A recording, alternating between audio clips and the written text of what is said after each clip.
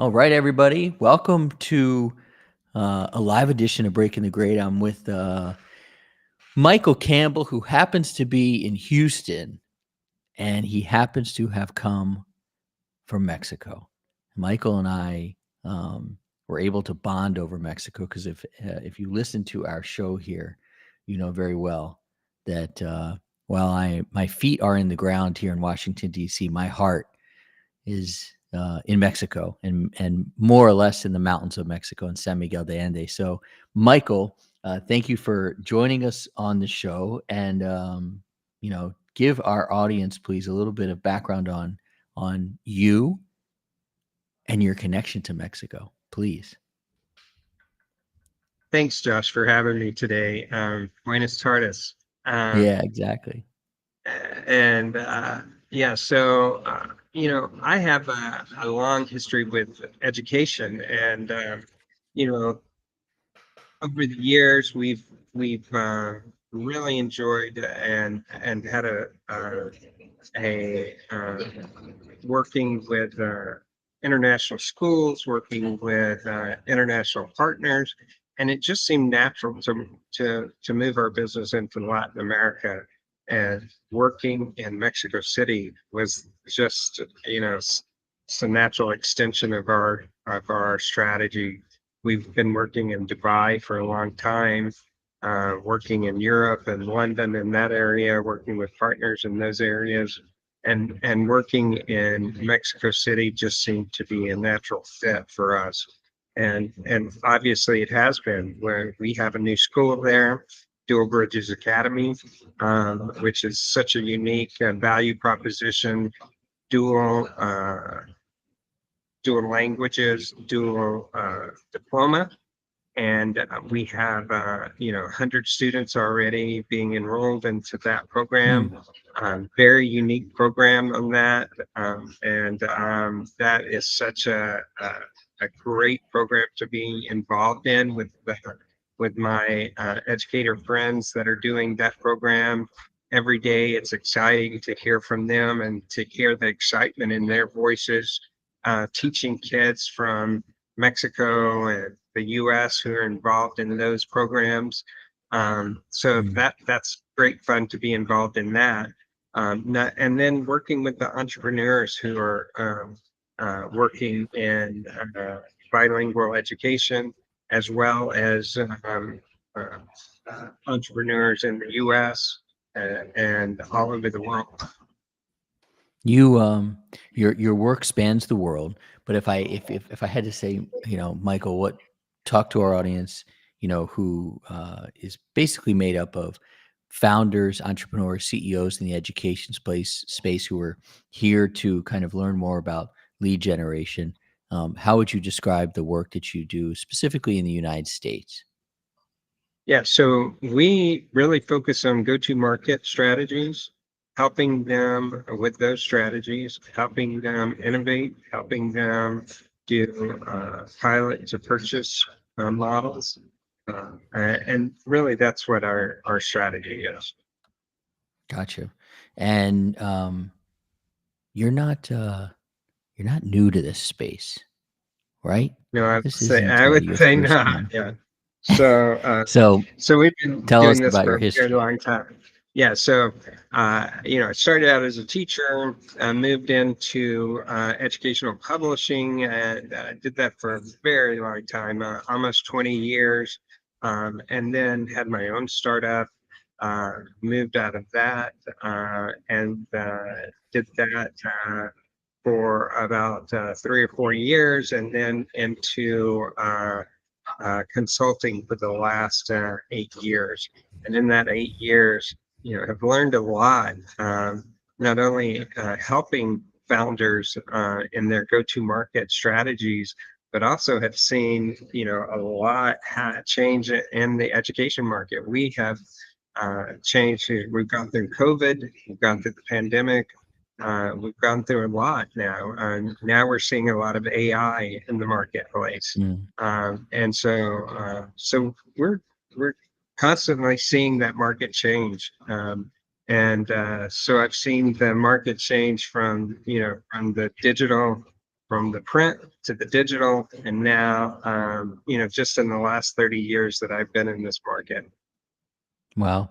So I always encourage everybody, if you want to hop into the chat, let us know who you are, where you are, give us your LinkedIn URL. And then we have an Ellen Cleary here who is suggesting that you might be seasoned in the space. Obviously, you know Ellen very well. Oh, Tell everybody who Ellen is, because you were talking about the we. So let's tell everybody who the we is. yeah, she might be a plant there. She's my business partner.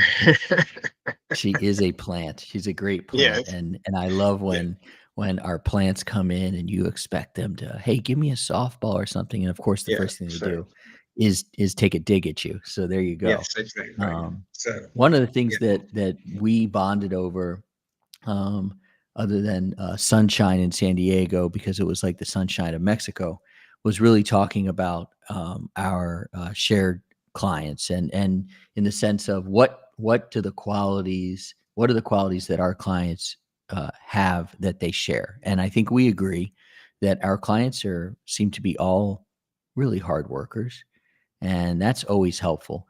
But hard work is not necessarily doesn't always translate. Doesn't always translate to the leads and to the traction.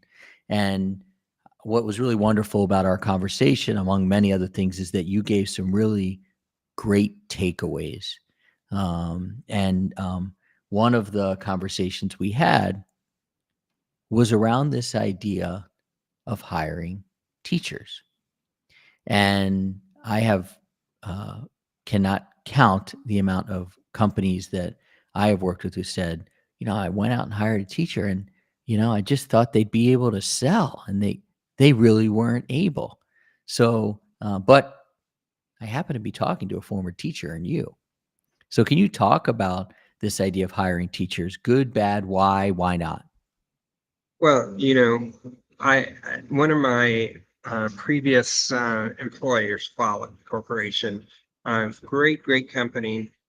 When I first started working there, one of my mentors, Ed Kissman, he when he came into Follett, they had hired teachers, and they had been effective, but Mm, they had they had known that these teachers had a lot of classroom credibility. Um, but when you sell to schools, it requires a lot more than just that credibility. I think you need to, hire for business fluency. You need to think about these people need to think about market segmentation. Uh, you need to think about your messaging. And you need to think about who are your decision makers. It's not always just about knowing who the director of curriculum is, or knowing about English ELA, or knowing mm, about the mathematics department. So you really need to know about the strategy behind those decision making policies there. You need to think about the budgets. You need to think about the long-term issues. One of the key things that my friend Ed Kisman taught me about was that if you're a superintendent, you're thinking not only 6 months from now, you're thinking about those kindergartners coming in now and how they're going to graduate 12 years from now.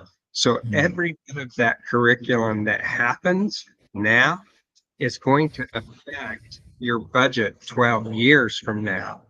So everything from that engagement that happens to those kindergartners in the first, second, third grade is going to affect your graduation rates. And what does graduation rates mean? It means your budget. So, and especially Yeah. these days, you think about what's happening in the news. You think about student retention. You think about absentee rates. All of those things matter to superintendents because that affects their budgets, and budgets affect everything from you know uh, air conditioning to electricity to teachers. Mhm. So all of these things matter in the big scheme of things. So there may have been a time, because when I was running my after school program, we did hire some teachers, and I think there was a time uh, where potentially hiring teachers was a little bit easier. Maybe now is not the time. Of course, it depends on who you hire. But either way, one of the things we talked about is not hiring. Sorry, not rushing your first sales hire. I talk to so many companies, and the founder, the CEO, whoever will say, you know, I hired a salesperson and they were no good. And I say, well, that's interesting because you weren't very good at it either. So maybe it wasn't necessarily that person, or even you. Maybe you didn't necessarily have some of the foundational points laid out for either of you. So what about what has to be done before you hire that first salesperson to be successful? Well, I think, of course, you need to have your platform, you need to have your messaging, you need to have all of those things in order. So, you and I both know of example after example of founders who immediately want to, before their even platform is ready to go to market, they Mhm. want to hire a salesperson and start selling or start marketing. And the first thing you really need to do is plan your work and work a plan. And you really need to get all your ducks in a row. You need to make sure that MVP is market ready. You need to test that. You need to, and I still believe that having pilot programs, having small pilot programs, there's lots of folks in the market who can. Uh, we've used different programs like ERPI that go and test to different groups of smaller groups of superintendents, directors of curriculum, directors of technology, in the different districts that can test out some of these products before they even hit the larger markets, and he can give you those feedback. And I think you should do that before you try to get out there and do these larger scale pilots and try to sell that. Secondly, I think that before you even try to sell it or get a salesperson, you need to have a plan for your messaging. Does it meet the need? What is your unique value proposition? Uh, what what is the problem that you're trying to solve in that school or in that district or for a parent? Hmm. Those are the key things that you really need to sit down and try to solve and put that down, in a plan that you can get that out and accurately communicate that to your customer or to somebody like me or you um, in a way that you can talk to them so that you can go out and tell a decision maker how you're going to help them uh, better uh, educate their kids. The fact that I am a big fan of messaging might be the understatement of the year, and or many years, in fact. Um, I'm also a big fan of founder-led sales, and I don't care if you don't have the traction yet. I don't care if you're a founder of a company that has $0 or hundreds of millions of dollars. I think founders can always be a part of the sales process because they have so much institutional knowledge. I'm also a big fan of um, hitting singles. My second business, Flex Academies, there was no RFP for the enrichment space in after school. So you really had to go school by school, which, yes, that's not as efficient as an RFP. But by the way, RFPs are really tough to win. So They just are. getting, being the Ichiro Suzuki and just slapping singles, and then you get a double, then you get a triple, that's a nice way to go as well. Now, another triple bordering on a home run are university partnerships. And when Definitely. we hear university partnership, that doesn't mean you have to be working with Dr. Michael Golden and John Gamba at the University of Pennsylvania's Graduate School of Education. You can be working with smaller institutions, even community colleges are great, to create a university partnership. And we think of those as sales rocket fuel. So talk us through your mindset when it comes to a university partnership. So I'm happy. I happen to be here with a startup university, a private university here in Texas, and they are a good example of that. Mm, They are looking for partnerships, and they're an education teacher education. They're providing certification for teachers, and so they're looking for partners in that. They've been successful so far of helping uh, uh, paraprofessionals in the classroom get their certification, and so they're looking to partner with other education institutes to do that. And I think that's a great way to do exactly what you're talking about. And so, but like community colleges working with, since they do a great job of certifying early learning um, paraprofessionals to work with a local entrepreneur who's doing early learning. mm, That's a great way to do that. If you've got a local 4-year state school, it's a great way to partner with them on doing some things in the School of Business or the School of Education there, to partner with them and to help them run some short pilot programs with the local school districts, and doing some different let them run the pilot program for you as opposed to you running the pilot program, and yeah. getting the data. They have graduate students who would be thrilled to help you run those pilot programs for you and get that data for you. Plus, it's a great way to get those referrals for you to say, Northern Illinois, uh, university did that pilot program for you. What a great proof statement to do that. It doesn't matter that, it's Northern Illinois uh, University who did that. It's still a good 4-year state university who did that for you. Yeah, So I think the point of this is no knock on Northern Illinois, no knock on Penn, no knock on exactly. any institution. Just, it's an opportunity for you to work and learn and get that proof. Um, uh, On the I was just going to say, CTE is such a hot area right now.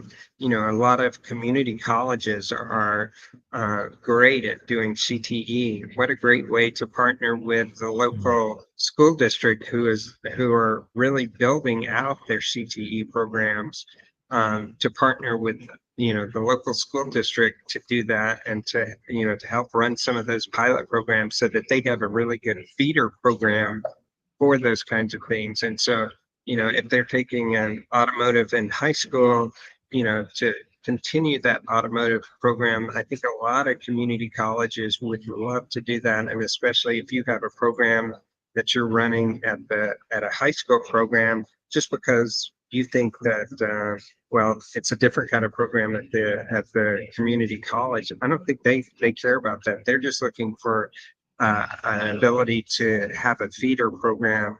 And, if you can provide them that ability to do the pilot program to help them run that program, that would be a great partnership that you can help them and help you at the same time.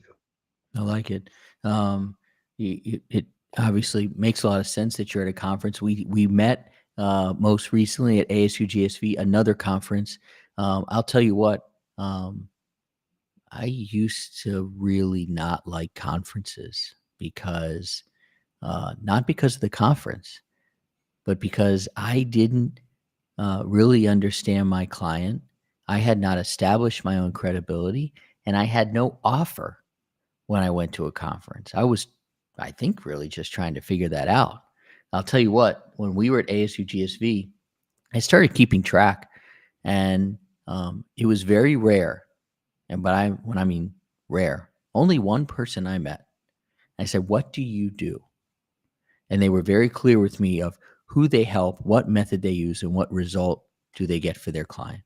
So, can you talk about your view on conferences and how do our clients take their experience of that conference was a waste to now I know how to make conferences valuable for my business?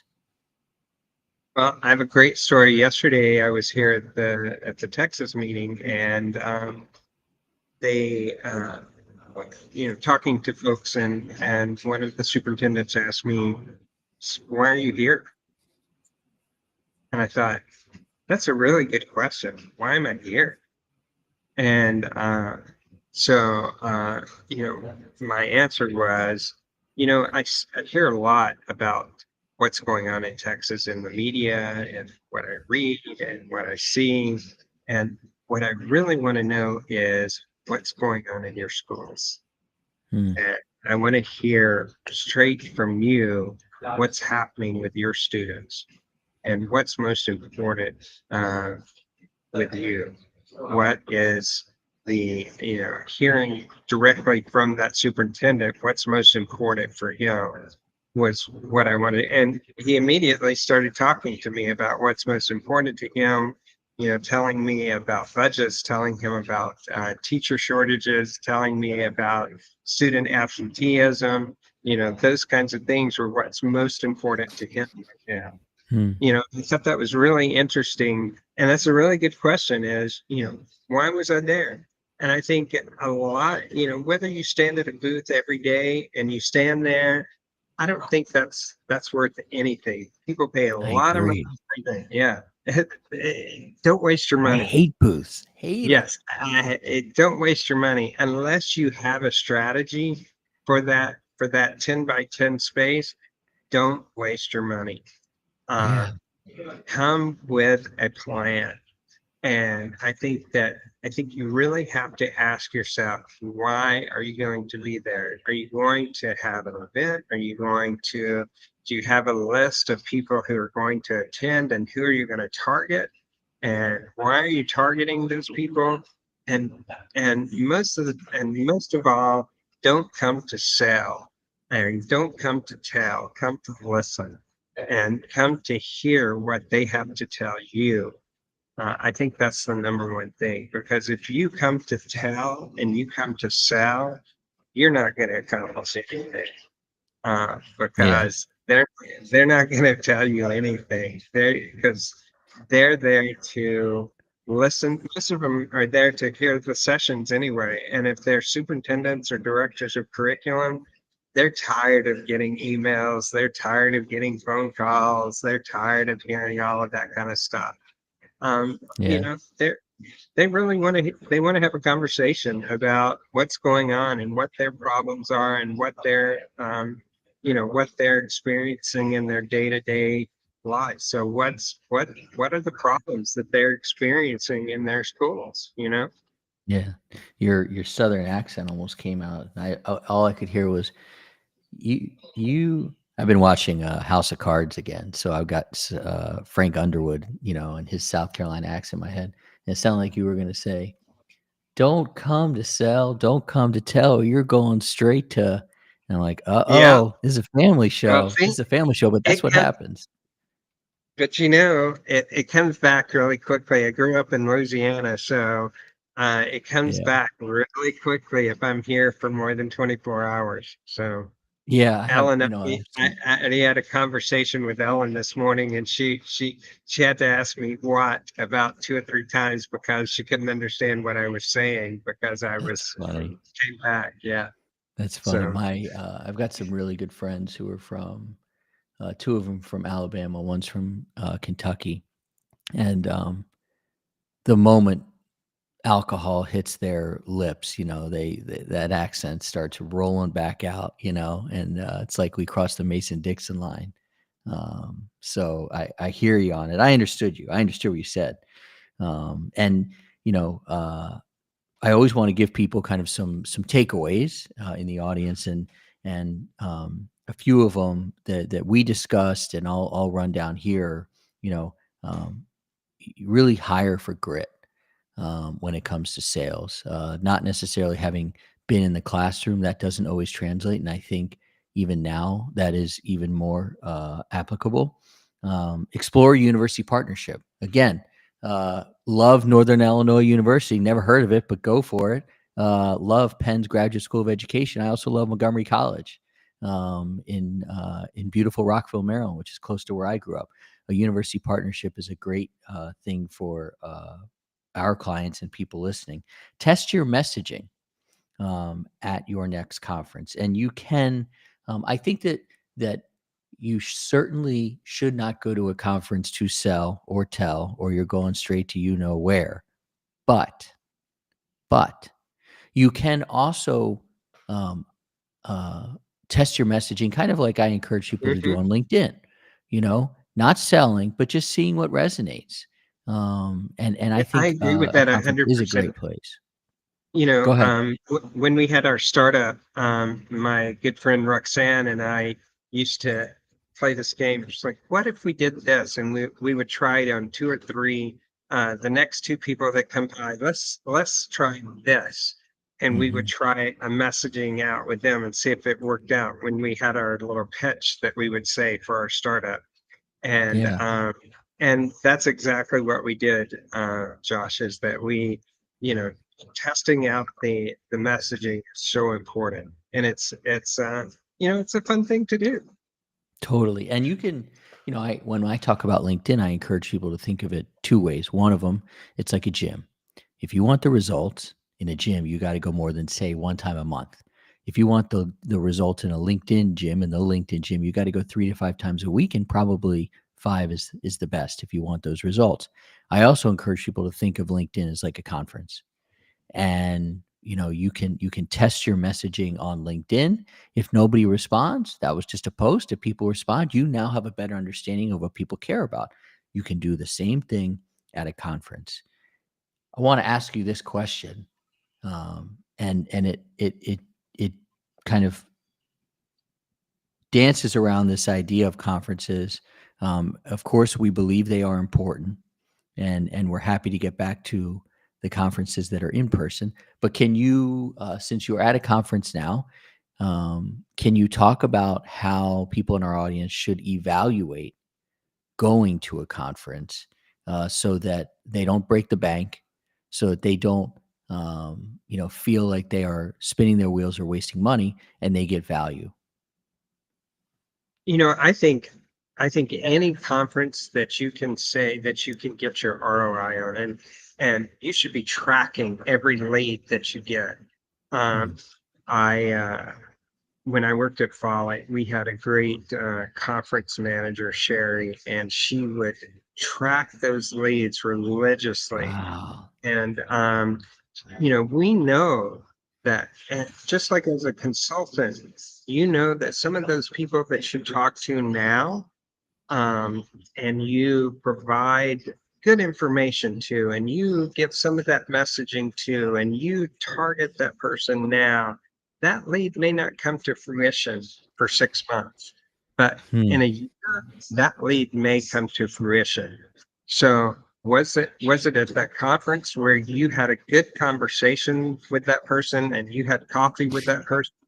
Or, did you track that, and you track that lead. So, again, it goes back to that data. Are you tracking your data? Are you making sure that you're doing all of the things that you should? So plan your work and work your plan. Um, and that is so important for any company that you're working with. Is that how the big boys and the big girls play at Follett and other places? Did you say you have like a conference manager? I did. So, Wow. well, and I'm not saying that everybody has to have one of those. I'm just saying I want one. well, I'm saying I am that person, or So Ellen am I. is that person. Ellen is that person for me. And Right. so, but having those kinds of ability to track that lead Yeah. is so important. And, you know, that is what I would say is what makes a conference ROI work, is tracking Yeah. those leads and making sure that it is important. So if you have 50 people come by and you can track that 20 of those people actually, you did a demo for them, or you did, whatever KPI that have determined was the success rate for you, Hmm. is what, but you need to determine what that KPI is, that is a Yeah. success rate, and you need to set that KPI for you. Yeah. I had the opportunity yesterday to go to a conference, the competition finals of the Milken Penn GSE Business Plan competition, and so Ken, my wonderful producer, see, I have a producer. I don't have a conference manager, but I got myself a producer, right? So Ken, if you can put up some of these pictures, I wanted to walk Michael and our audience through kind of what we experienced here. It was up in New York City, which is not necessarily my favorite place on earth, but was up there, and it was in this wonderful. I guess you would say it's an auditorium, but like a modern auditorium, and you could see the beautiful screen we had there. It was for the finals of the competition. It was the 7 finalists there.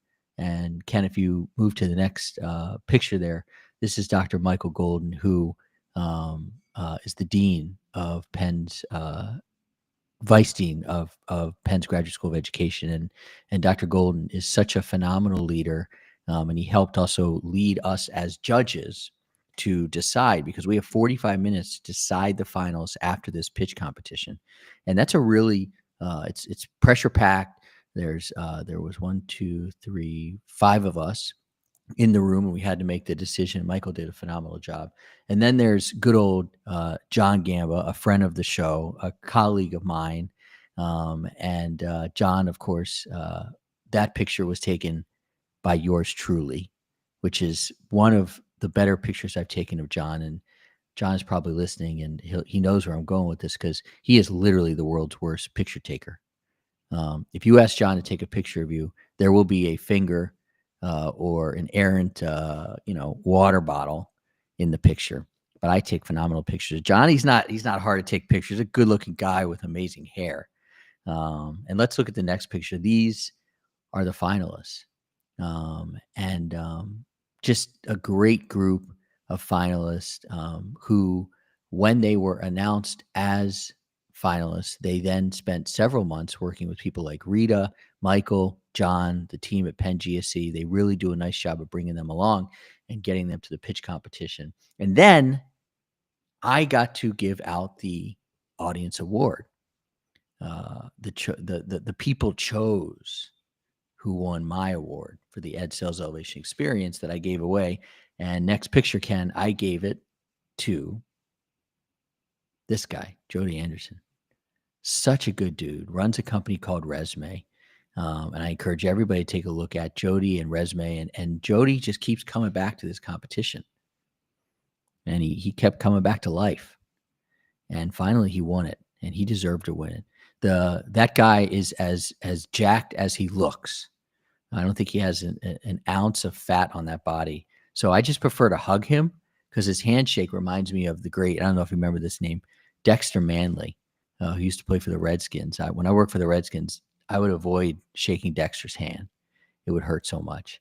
But Jody is a super strong gentleman, and I'm so happy that he won. And then the last picture, Ken, this is the group that I got to judge with, missing one person, and great group of people. And Michael, you might recognize Doug Roberts there from Mhm. IEI. Doug, awesome Right. dude, got to sit next to him, and so I was honored. And EJ Milken, whose family helps with the competition, and she's just fantastic. So that's my experience there up in New York, and I'm gonna ask you a question. What's your take on competitions? What do you advise our listeners when it comes to competitions in terms of entering? How much time do you spend? What's your take on competitions? I think if you're raising money, I think it's great, especially if you're an early startup or even if you're like Jody. He kept coming back. That's great because you keep honing your pitch. Mm, Uh, when when I was involved in a startup, we did several of them, and we won several of them, and it was great. We raised almost $5 million in startup money, wow. and that's the way that we did that. Is that we honed our pitch at these competitions, and that was a great way to do that, Josh. And because we got great advice, and it was somewhat Mm. free advice by doing those at those competitions.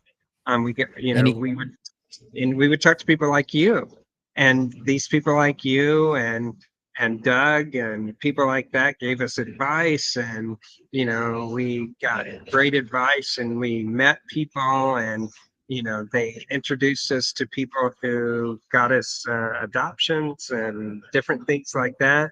mm, We were introduced to like Lisa Schmucky. We were introduced to, you know, George DeBakey, people that, got us further mm. into where we needed to be in the business. Yeah, But, that's really helpful. I mhm. would imagine that a lot of people on our team can think of competitions like you do conferences. You need to think about what's the time commitment, the financial commitment. You need to make Exactly. sure You that need to be you have a strategic. KPI. Yeah, you Yeah. have to be strategic, or else you can end up going to too many, and it's not worth it. Yeah. So I appreciate you joining us on the show today and taking some time out of your busy Thanks schedule again. down there in Texas. And I hope, well, I hope I get to talk to you anytime. You and I text on WhatsApp all the time. You need to But come to Mexico when I'm there. that's what I was gonna say, my friend. Yeah. When is it? So, When's the next meetup? When's the next uh, meetup? I want to yeah. go. Yeah, Sasha and I were just talking about having a meetup again next month, and we need to have another like a Friday margarita time Oh where man, so, isn't it always Friday margarita time in Mexico? Certainly is right yes. now. That's for sure. Where are your meetups in Mexico City? Well, Condesa in that Condesa. neighborhood. Yeah, Okay, you like the good great stuff. neighborhood. Yeah. So, That's awesome. Well, so yes. I So, will. I'll be on the next plane. You know, it won't say Viva Aerobus or Valeris on the side of it, but I will happily fly from National Airport to Houston, and or yes, in some cases, it's better to trek all the way out to Dulles and fly direct into Mexico City. But direct. Yes. what's super cool about that flight is that it leaves at 5:45, and then you get to land in Mexico City. And to me, two of the greatest places to land are National when you're coming down the Potomac, or anywhere in Mexico City when you start descending, and you get to see that mammoth of a city. It is a mammoth of a city there. So, Yeah, yeah, 22 totally. million people. So, Yeah. And it works. And for yeah, somehow, now that you say 22 million, somehow that 22 million feels less than the 10 million people who were just running around honking and screaming and blasting sirens in New York City, which is where I came from last night. I feel like I got run over by a truck. yeah. I It's do. crazy. I agree with you. I love walking in Mexico City. I took the bus to one of my appointments down towards Mm. University City this last week, and for 6 pesos, that's a great deal. Well, when we're down there, I'll spend a little more than 6 pesos and I'll get Yes, us some phenomenal tequila and probably a driver. And I'll show you what I know and then you show me what you know. But nonetheless, yes, it's a exactly. phenomenal place. This has been a great conversation. I look forward to our next one. San Diego, the sun in San Diego ain't bad, but I prefer it in Mexico. So Exactly. the So next time I see thanks you, hopefully again. it'll be there. Yeah, thanks again. Thanks, man. Have a good one. You too. Take care. All righty, everybody. Thank you. Thank you, Michael, for joining us. Everybody appreciate kind of chiming in here. And our next show that's coming up is about guarantees, which I'm sure Michael Campbell will have some ideas on that too. We have Kareem Cooperhouse, who worked on that show with me, which is really interesting. I get the greatest of the great on this show. And so, Michael, thank you for joining. Everybody out there, have a great weekend. Take a break. Enjoy yourselves because sales season is about to heat up in K-12. Enjoy yourselves. Thank you, everybody.